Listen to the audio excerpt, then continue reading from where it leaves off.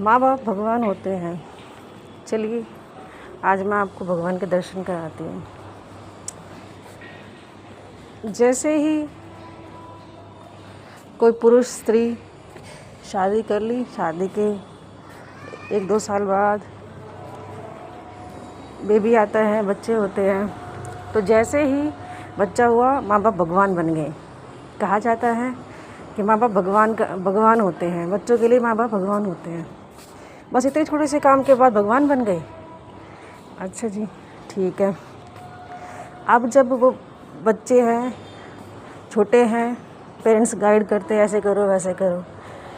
अब जब वो बड़े भी हो गए, बच्चे 18-20 साल के हो गए, बच्चे कुछ करना चाहते हैं, कॉलेज करना चाहते हैं, डिप्लोमा लेना चाहते हैं, तो कोर्स करना चाहते हैं, तो वहाँ भी माँ बाप भगवान है।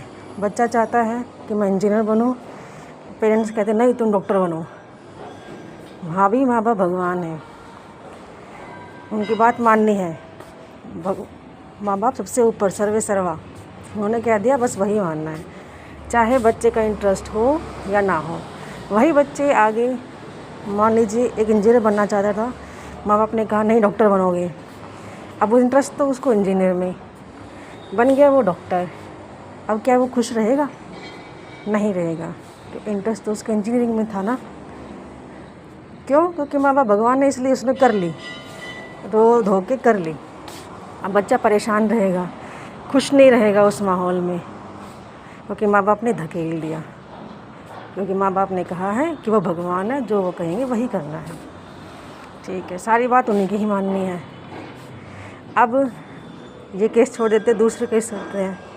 अगर एक लड़का वयस्क हो चुका, शादी करनी है, तो पेरेंट्स कहते हैं हम अपनी देखभाल की लड़की से करेंगे, मर्ज़ी की लड़की से करेंगे।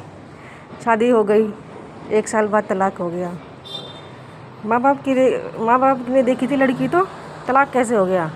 भगवान तो कभी बुरा नहीं करते, फिर तलाक कैसे हो गया बच्चों का? माँ बाप तो भगवान होते हैं। तो अपनी बुद्धिमत्ता से काम लीजिए। जो चीज़ें ज़रूरी है पेरेंट्स से पूछना, सहमति लेना, पूछिए।